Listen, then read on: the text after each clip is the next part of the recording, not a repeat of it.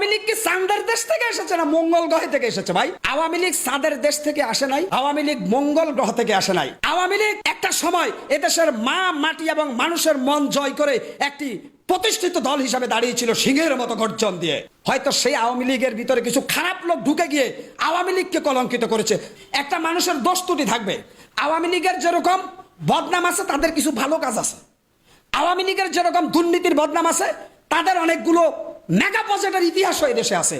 তাহলে আপনি যদি সুশীল সমাজের লোক হন, বিবেক চিন্তাশীল মানুষ হন, তাহলে আওয়ামী লীগের ভালো কাজের প্রশংসা করবেন, খারাপ কাজের নিন্দা করবেন, তাহলেই আপনি দেশপ্রেমিক। কিন্তু না, আমি আওয়ামী লীগ অন্যায় করছে এই জন্য আওয়ামী লীগের যে ভালো কাজ আছে সেগুলো ভুলে যাবো, সমানে আওয়ামী লীগ নিধন করা শুরু করবো। আপনি হিটলারের চাইতে খারাপ। অতএব আপনি বেশি দিন টিকতে পারবেন না। যদি কেউ মনে করে এই দেশের প্রত্যেকটা ঘরের থেকে আমি আওয়ামী লীগ উৎখাত করব, সময়ের পরিক্রমায় তারাই উৎখাত হয়ে যাবে ভাই। এটাই হচ্ছে ইতিহাসের কথা, এটাই হচ্ছে আপনার যুগের পর যুগ কাল বিজয়ী লেকচার যারা তাদের কথা। আপনি জুলুম করলে তখন আল্লাহ পাক মজলুমের লাইনে দাঁড়ায়। অতএব বর্তমানে যারা আওয়ামী লীগের নিরীহ করে তারা মাজলুম, তাদের সাথে দেখবেন আল্লাহ আছে।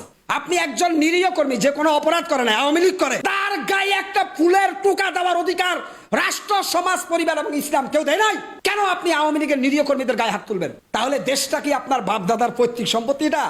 এই দেশ যেহেতু গণতান্ত্রিক দেশ, এই দেশের মাটিতে প্রত্যেকটা দলের রাজনীতি করার অধিকার জাতীয় সংবিধান দিয়েছে। আপনি কোন খ্যাতের মূলা? আপনার কথাই দেশ চলবে, আপনার কথাই সংবিধান চলবে, আপনার কথাই সবকিছু চলবে, কোর্ট কাছারি। আপনি কোন খ্যাতের মূলা?